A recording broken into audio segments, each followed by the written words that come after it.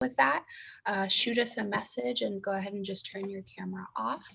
And other than that, let's get into it, because I want to stop talking. I want you guys to talk. So let's see here. So I actually wanted to start with the person who had my previous role as VP of Finance, Miss, correct me if I'm wrong, Marija? Yeah, that's correct. Hi. Well, thank you for joining us. Our first question for our panelists, starting with you, is going to be, could you just tell us a little bit about you and about your current career journey so far?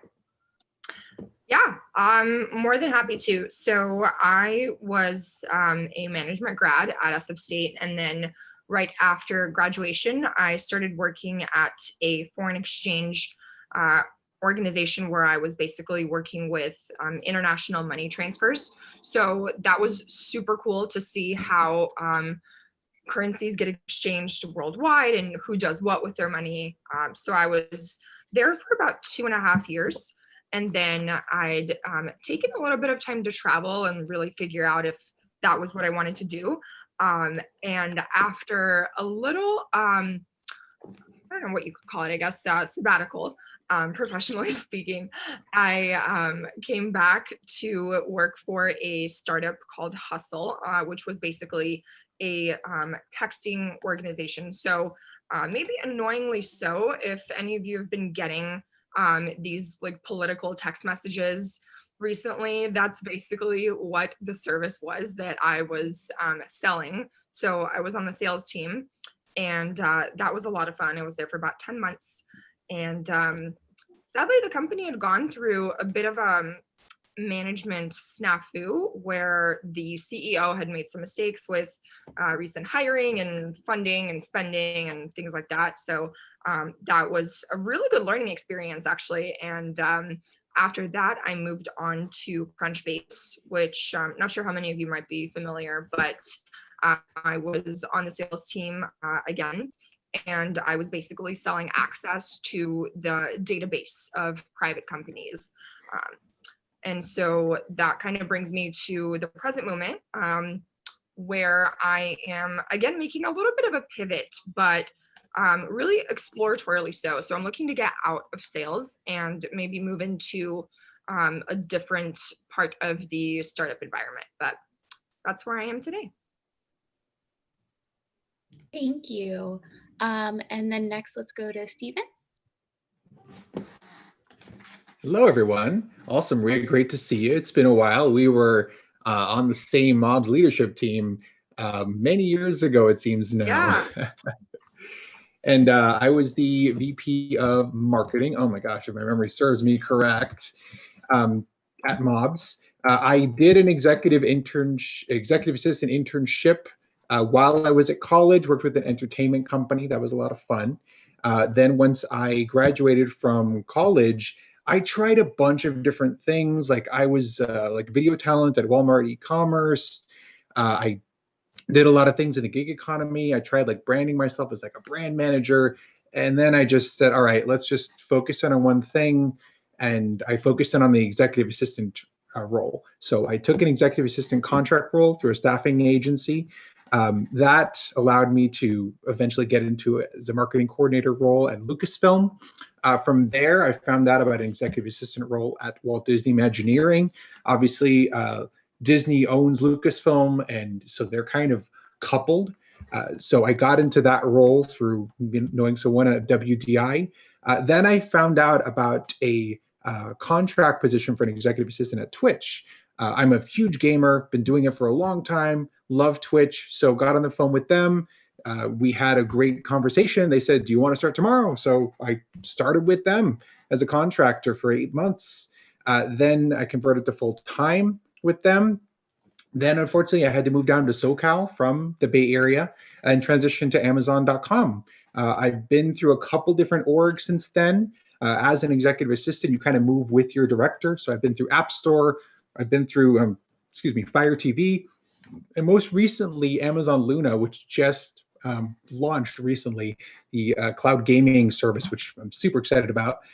And at this time, I actually managed to land a full program manager role at Amazon Go, which I just started this last month. So Marija, like you, I was looking for a bit of a pivot, and I very recently found it. That's awesome. It's so amazing when things Congratulations. line up. Few and far between, so we have to enjoy it when we have it, right? Yes, and it takes time and dedication. It really does. It took 2 to 3 years. Wow, that's amazing. Nancy?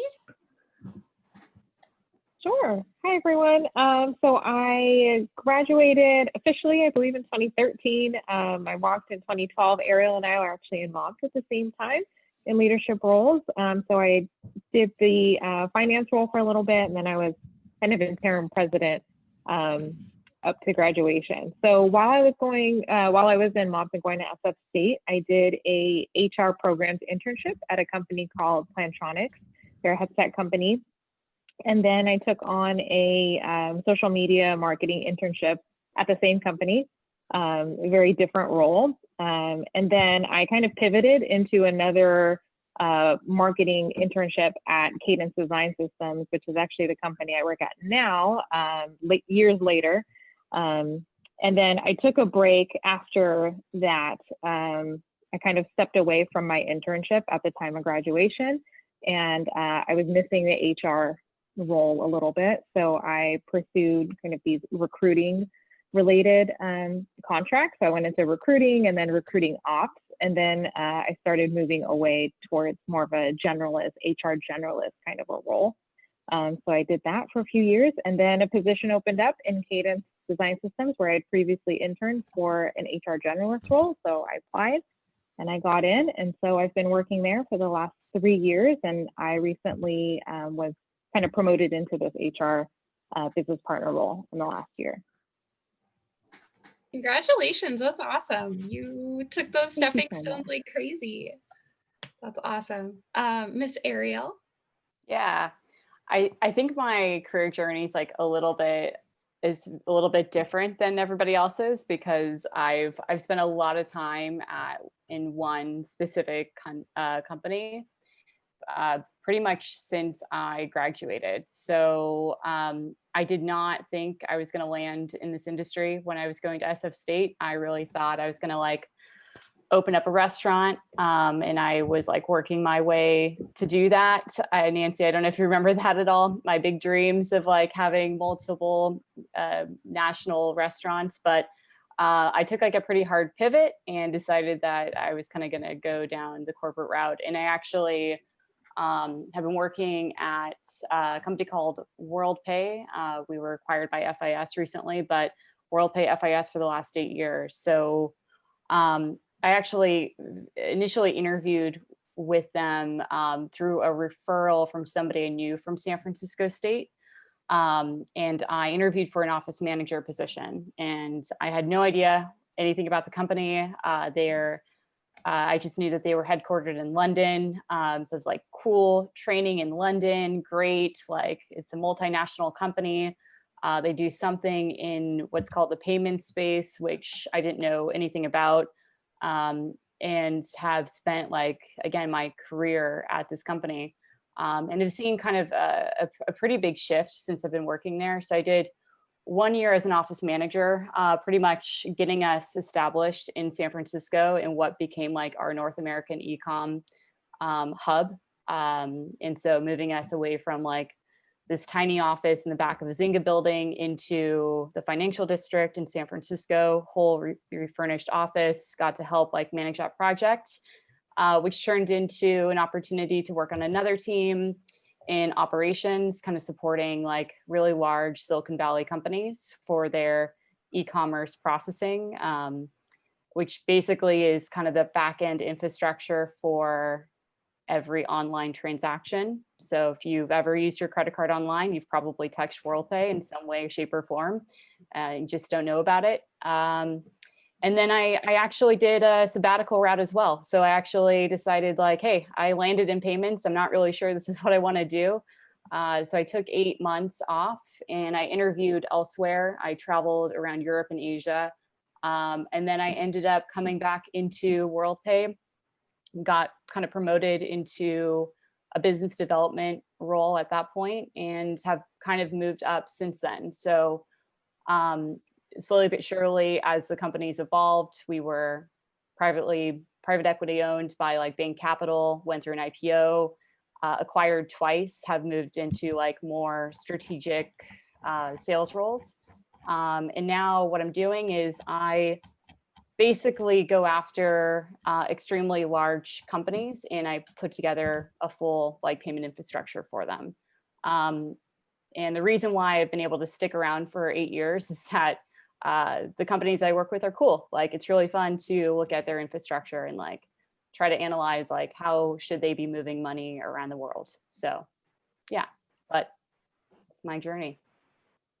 Wow, that's so awesome. I don't know if you guys remember being in our shoes as students, but as a student, as a junior, it's exciting just to hear that you guys have jobs. So to hear that you all seem to be in roles and you've developed, and I mean, it hasn't even been 10 years since you graduated. So it's so awesome to hear so many great, names and experiences that you guys are having, for sure. And actually on that note, starting with Stephen, how have you applied your student organization and leadership experience throughout your career journey?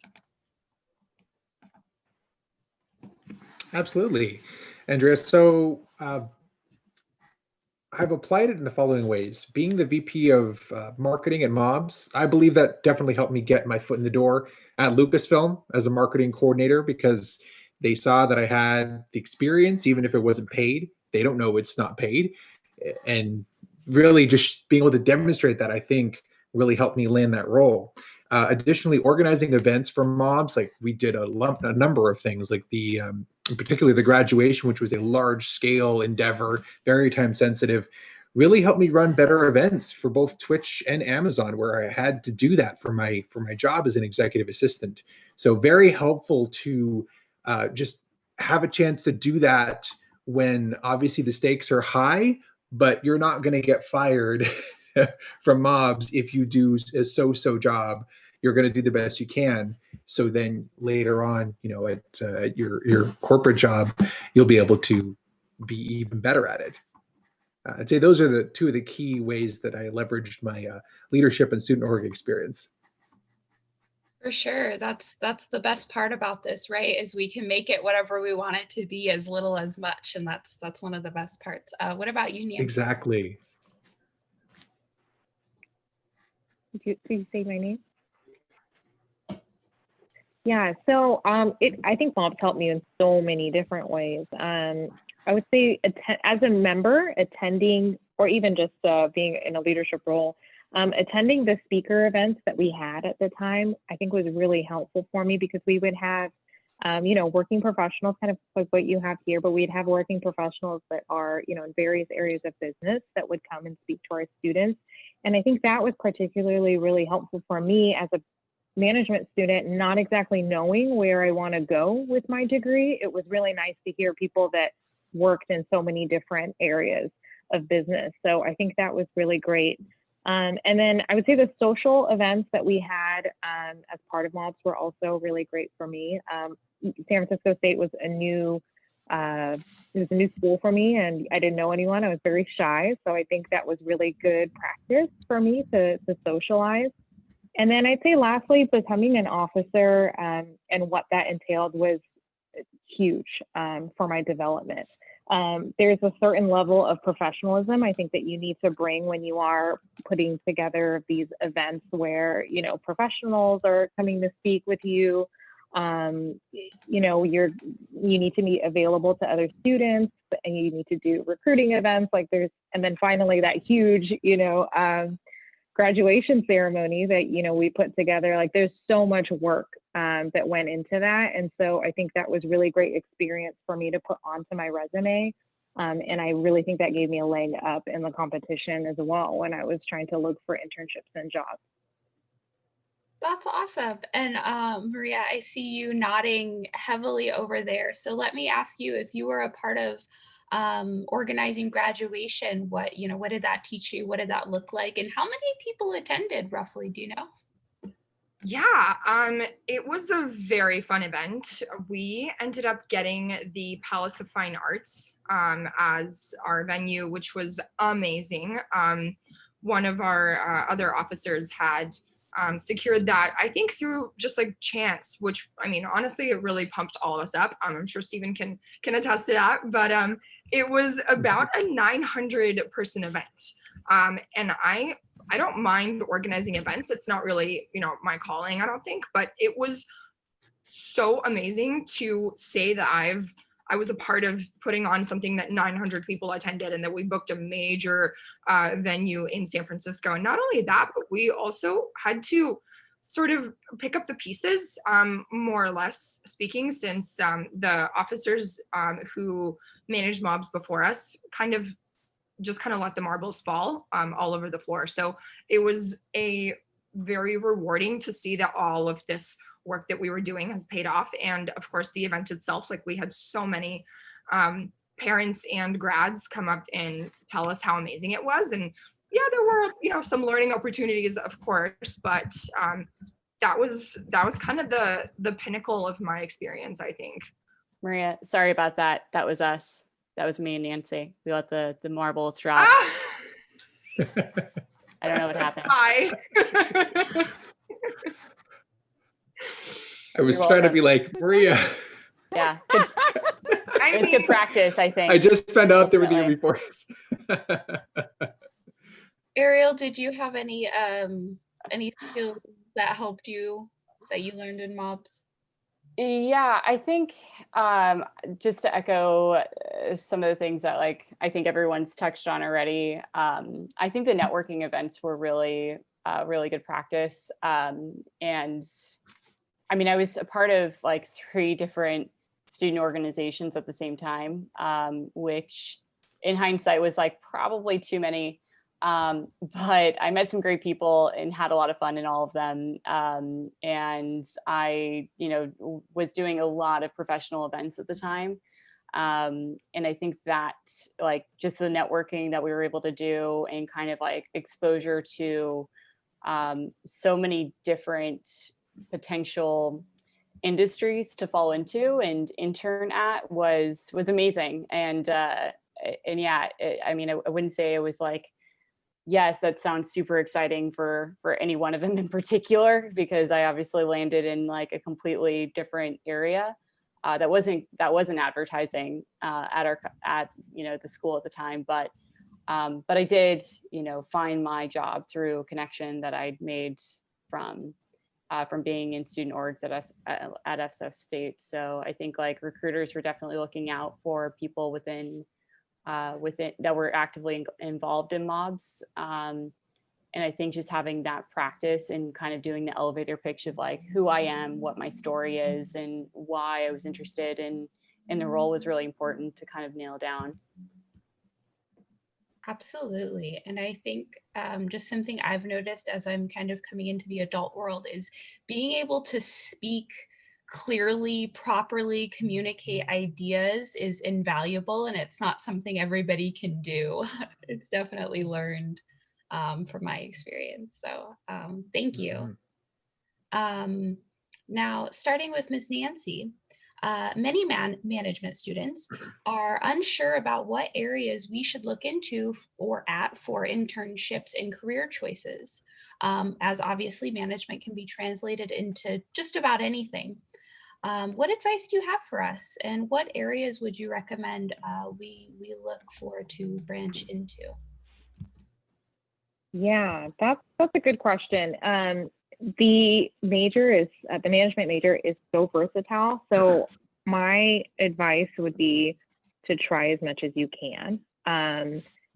I've seen people with this degree go into finance, to HR, to biz dev, to analyst, to so many different things. And so it's also a point in your life where employers are not going to judge you if you are kind of hopping from internship to internship that are very different. If I'm on the other side of the table, I'm not going to ask you, hey, how come you have a marketing internship and then an HR internship? They understand that you're in this learning phase. So I highly recommend, trying to absorb as much as you can. Even if internships are hard to land right now, another piece of advice I have is look at volunteer opportunities, even if it's 2 to 4 hours per week. Anything that you can put onto your resume that's relevant to what it is that you want to be doing, I think will also be really helpful. And then I would say transitioning from an internship to a full-time role is obviously the best case scenario. I think the stress is lower too, just to be able to just have a nice full-time offer to go. But if that's not the case, I think another thing that I would recommend, it's not as traditional, but contracting worked really well for my career path. And if you look at, contracting opportunities, they may be a little bit more lenient with the requirements, to get someone in. And if you do 2 contracts in 1 year, you can literally do like a marketing coordinator role, and then you can do like an HR or an analyst role right afterwards. And in 1 year, you've done 2 jobs. Like, that's huge for your learning. So if you're in a position to be able to swing that, I recommend looking into that too. That's awesome. That's awesome, and definitely increases your exposure for sure. What about you, Ariel? Do you have any thoughts?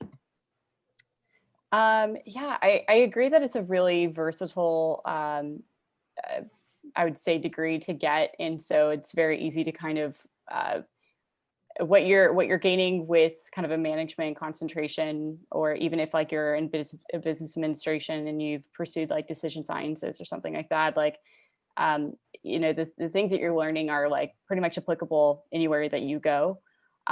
So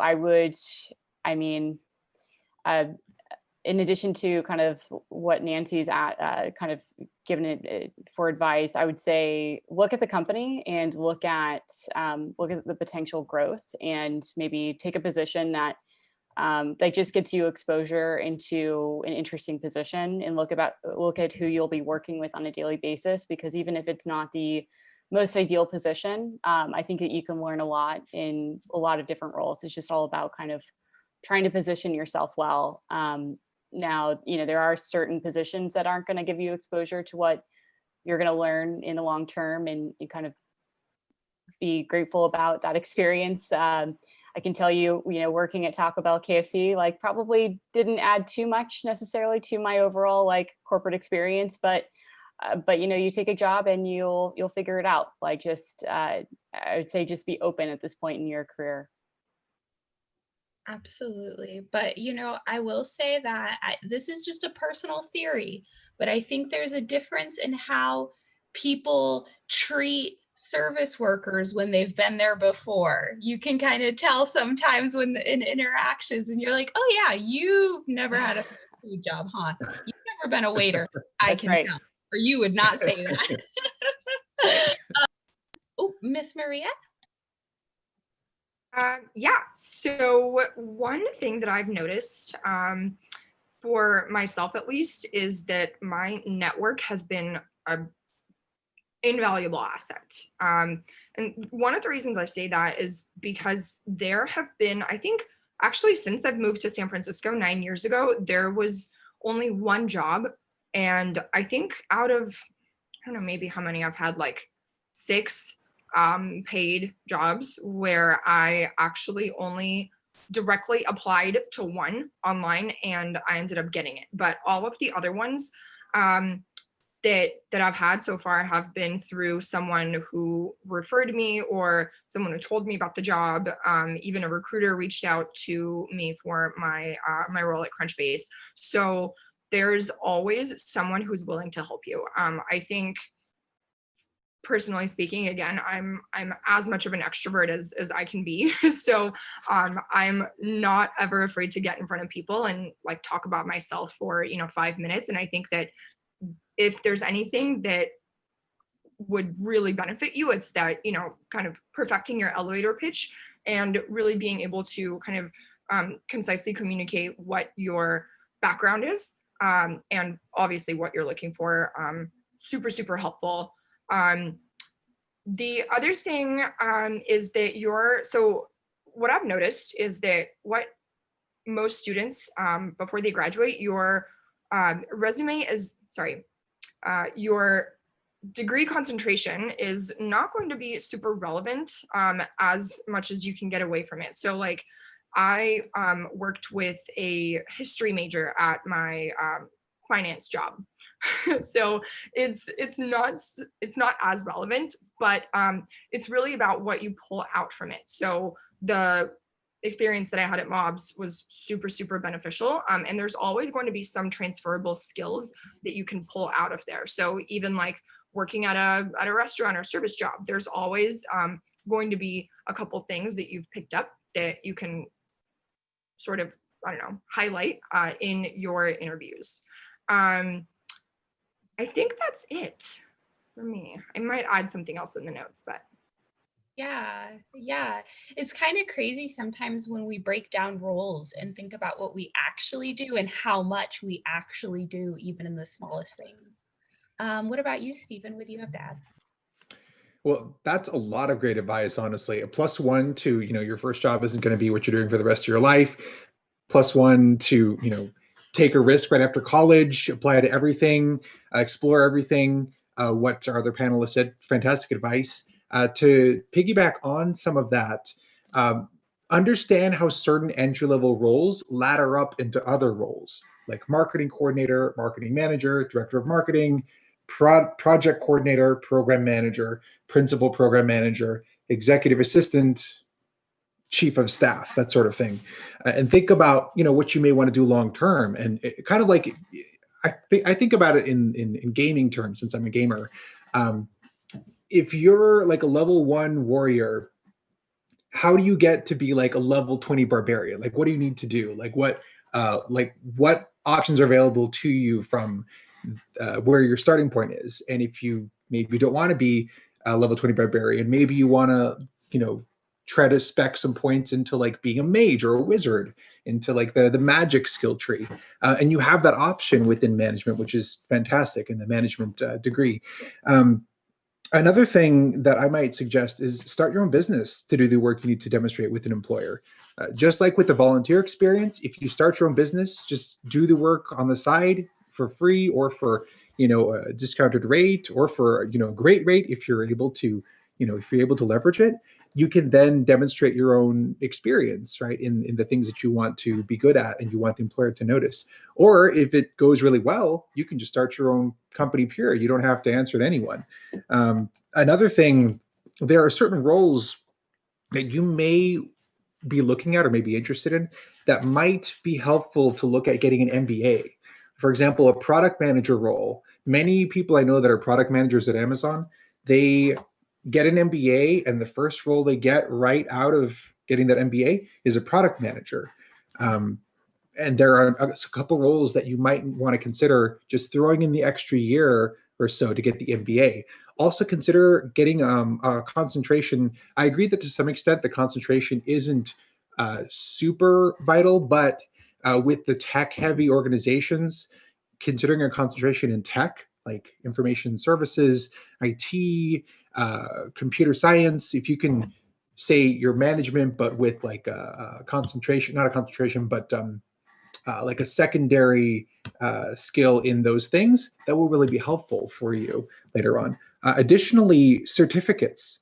There is an applied program management certificate that I took out of UCI after college, and now it looks like I went to college for program management, even though I went to college for management. So it looks like I have 2 degrees, management and program management, which, then you throw in maybe 6 months to a year, you get that cert, and now you can further like specialize yourself. So with management, you're a generalist, which is fantastic because you can be anything, but find ways in which you can say, yeah, I'm a generalist, but so what? I'm also kind of specializing in this as well. And that's what sets you apart. Right. It's like, I am a generalist who is going to specialize in whatever you need. Just give me some time. Yeah, exactly. Awesome. Awesome. Well, thank you guys so much. So we're going to do our last kind of structured question before we open up things for Q&A. I'm sure someone has burning questions. So I'm going to start with Miss Ariel. I'm just going to ask, do you have any managers or leaders who you look up to or model yourself after?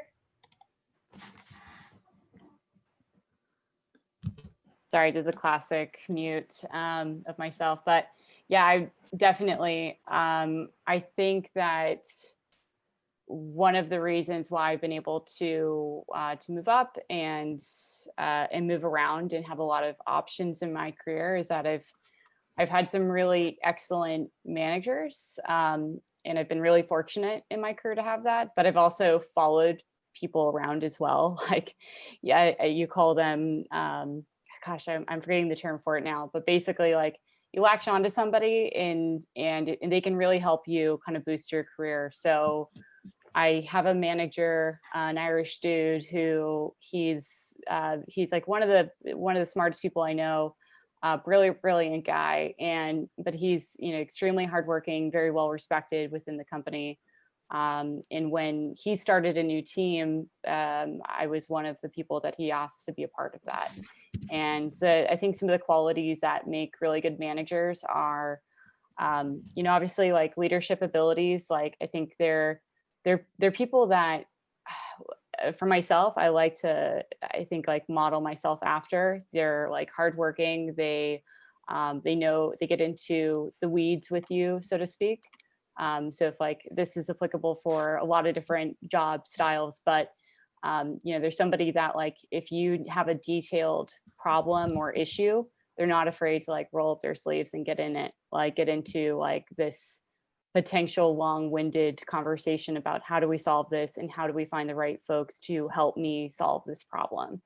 And I think the other thing I really admire about some of the great managers that I've had is that they boost people up. They want to know how to help me as well. They see it as like mutually beneficial.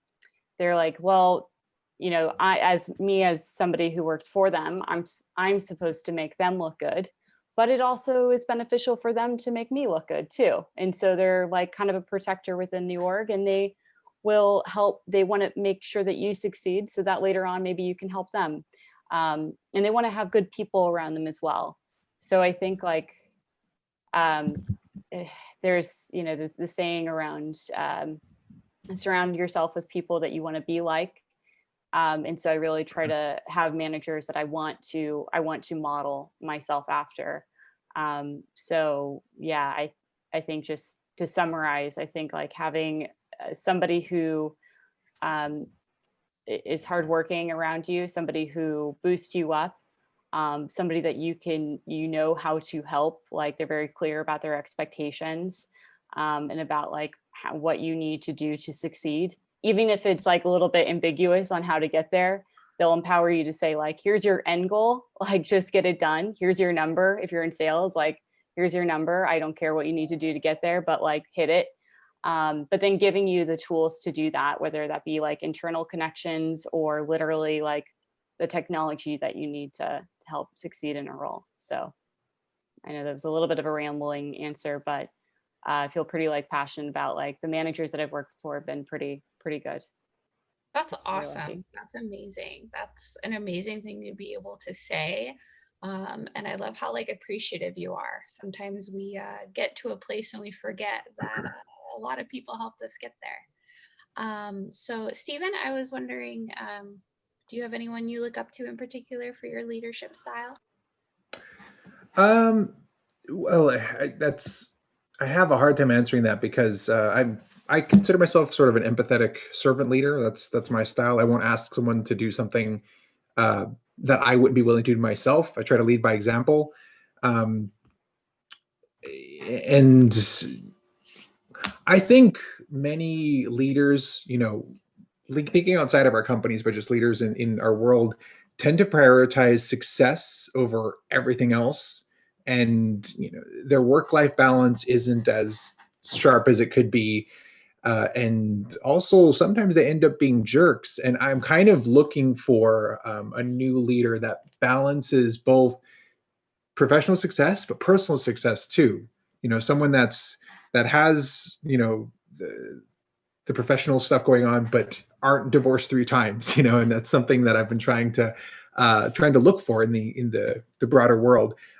In my personal team, actually on this new team that I just joined, my new manager has actually been a fantastic servant leader. So I would say from a personal perspective, she's been great. Like she's always, thinking about me and the team first, always looking out for us. Even before I knew I had the role, she said, "Hey, just these are the things, the pitfalls you're going to run into. These are the challenges with it. I just want to be upfront about it. And if you don't get this role, let me help find you another role, because I think you'd be really good in this role, even if it's not on our team." And to me, that is a perfect example of what a leader is. It's someone that isn't just there, trying to. A leader, a manager, pushes you, and I feel like a leader is a next level manager. That's what I think we should all strive to be, where you pull people to you through your magnetism, through your service for others, and through how you demonstrate that you care about them. Yeah, every time I hear servant leadership, it's just one of those things where when I hear it, I'm like, yes. And I think that's essentially what Ariel was talking about too, right? Like a leader who's there for you, who wants to develop you personally because they think you're worth it. But just for the sake of time, really quick, if anyone feels inclined to turn their cameras on, just so we can take a very cute little screenshot for Instagram, I would appreciate it. If not, that's okay too. But we're going to go ahead and do that. And Miss Isla will let us know when she's ready. And then we'll go into some audience questions. Okay, ready? Are we all ready? 3, 2, 1. Great. Thanks, guys.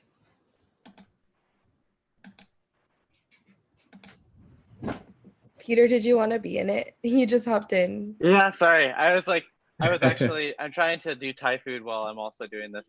But yeah, Okay. could we take I'll take one it picture, again. please? Thank you. All right. We could take another one. Yeah. Ready? 3, 2, 1. Awesome. Thank you. Carlos, it looked like you had something. Yeah, thank you. So first and foremost, I just want to say thank you to the speakers. I really appreciate your advice and your input. My kind of question or comment, or if anyone else feels free, like they can, if anyone else feels like they can add to it, feel free to do so. Nancy, I noticed that you mentioned, you did quite a bit of internships, right? So you went from HR to social media and marketing. So that really spoke out to me because I'm majoring in communications, but I'm also minoring in marketing. And HR really, grasped me at first, but then, I wanted to try something different, which is why I decided to do social media. And I noticed at your point right now, you're doing HR generalist. So was that experience really valuable to you, that where you tried social media, marketing, and HR, that you were like, all right, you know what, like HR is what it is for me, and that's how you got to that point? Yeah, I really recommend it. I think if you're kind of on the fence about 2 different things, try to internship in both of them, or at least just some sort of volunteer work, even if it's just like virtually right now, even 2 hours or 4 hours, anything you can do where you can get a little bit of exposure to it. I loved both. I really loved my my marketing internships. And it was a toss-up for me. But the good news is that I really think in business, no matter where you go, I really think that you can take this experience with you.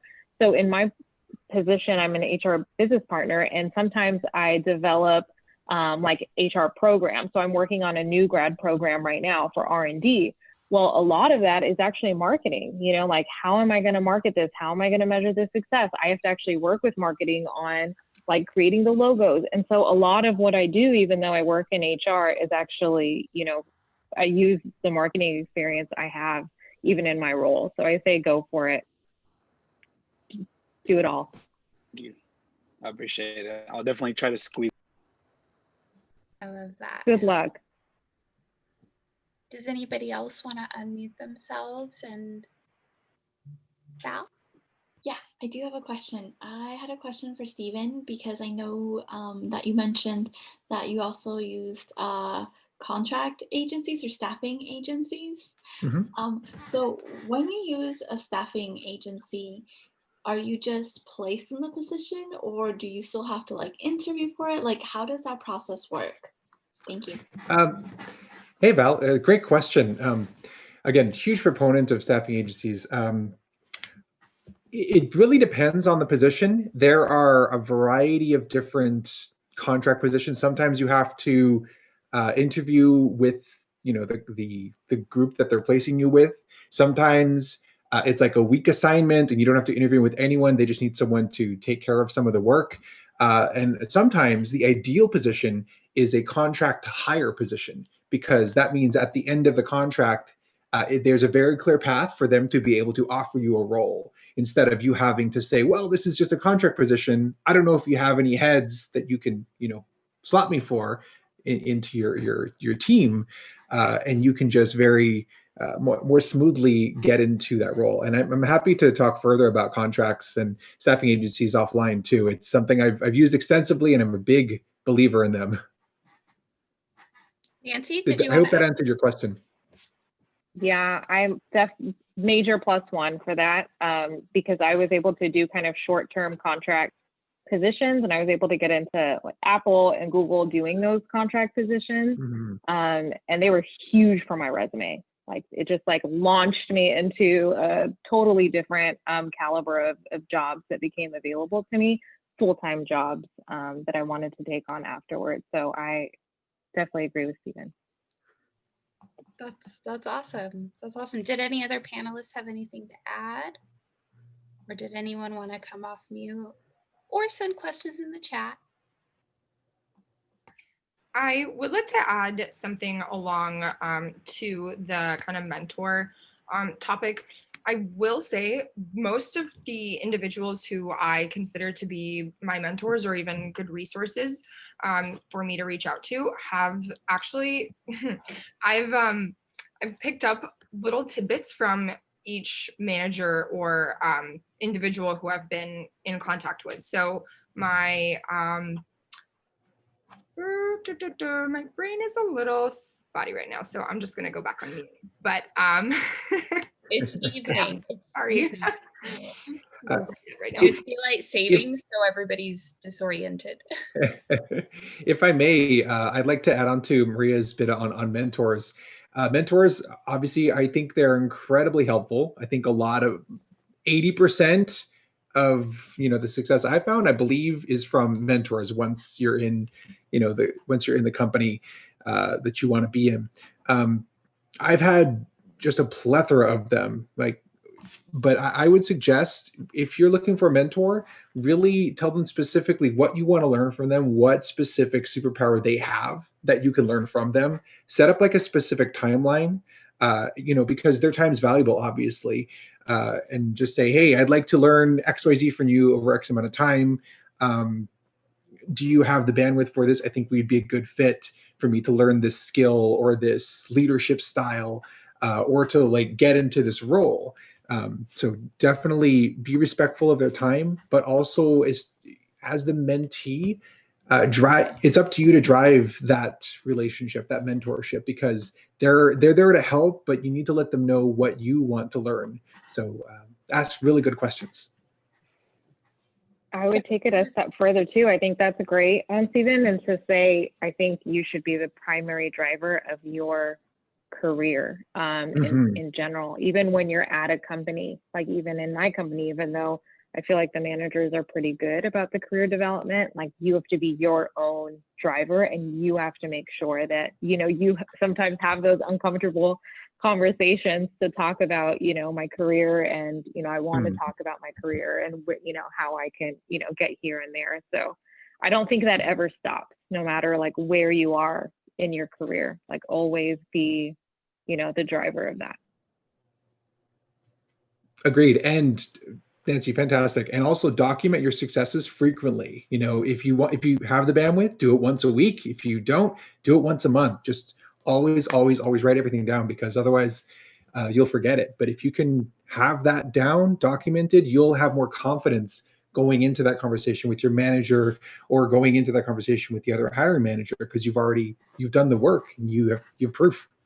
Yeah, I'm a big advocate of that, because I mean, you are your biggest advocate. No, I mean, no matter how good my managers have been, like they're still, you know, there's still certain things that they need to hit from their own objectives. And so I've had to have those uncomfortable conversations about, here's what I want, like, here's what I want to do, and here's the reasons why I deserve it. And I'm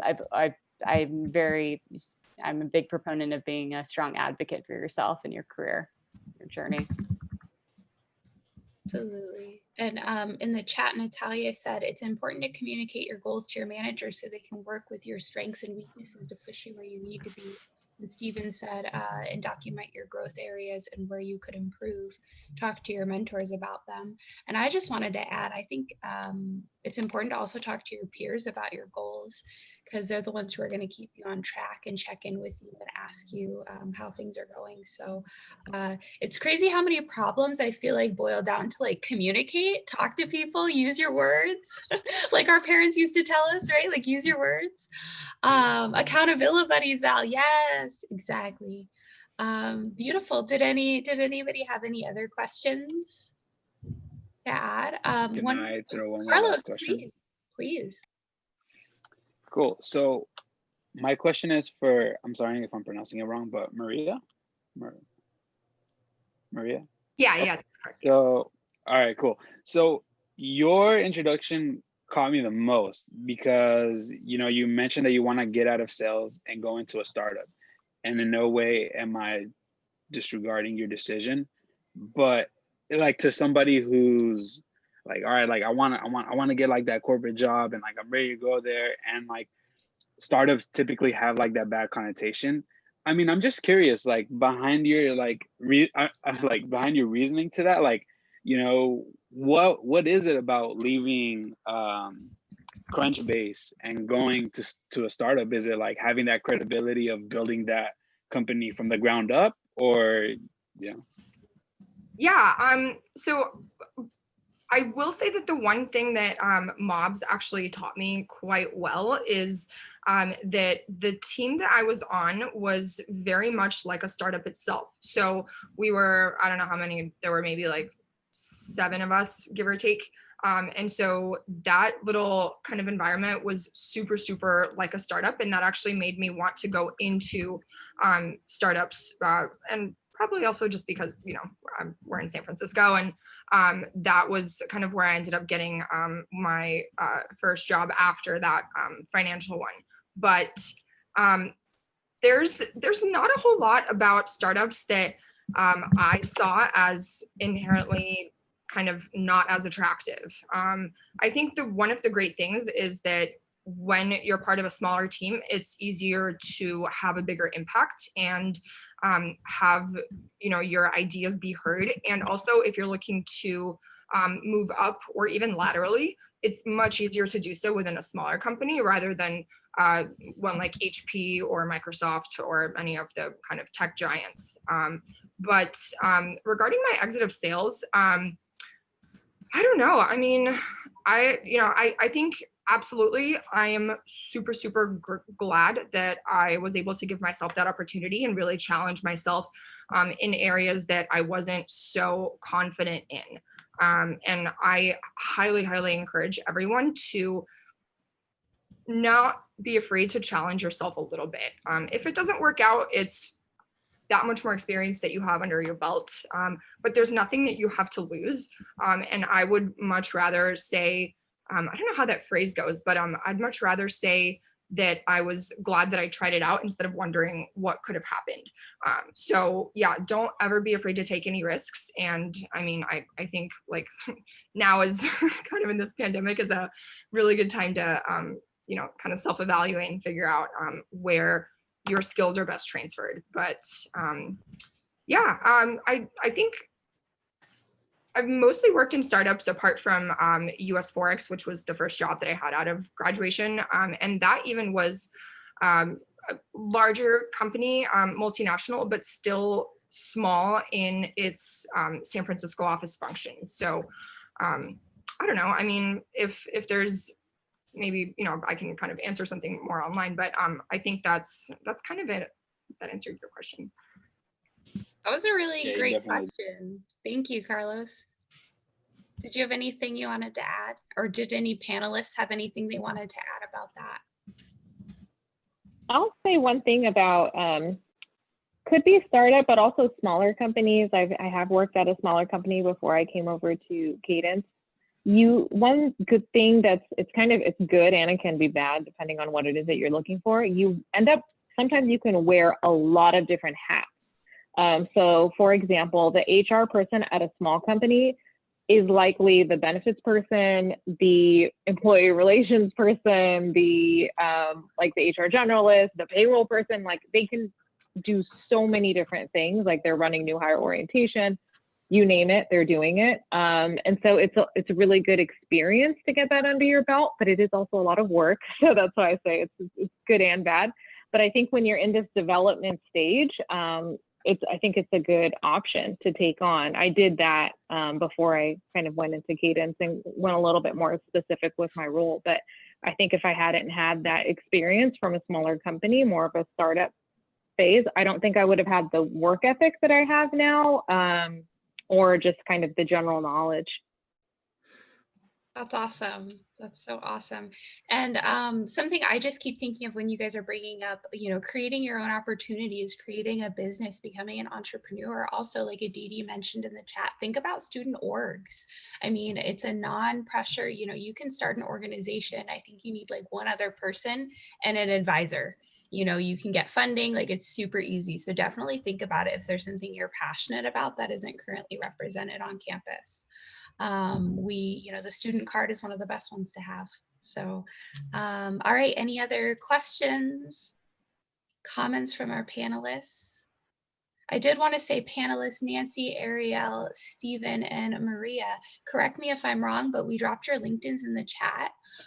So guys, add them, connect with them, reach out to them if you have more questions. They're here for a reason, and I genuinely appreciate everyone's time. Ali, Indivir, Lubat, Val, Carlos, thank you so much for coming. We appreciate your time. Next week, we're actually holding another alumni panel. Yes, we have more amazing people who want to come speak with us. So come get the most out of it.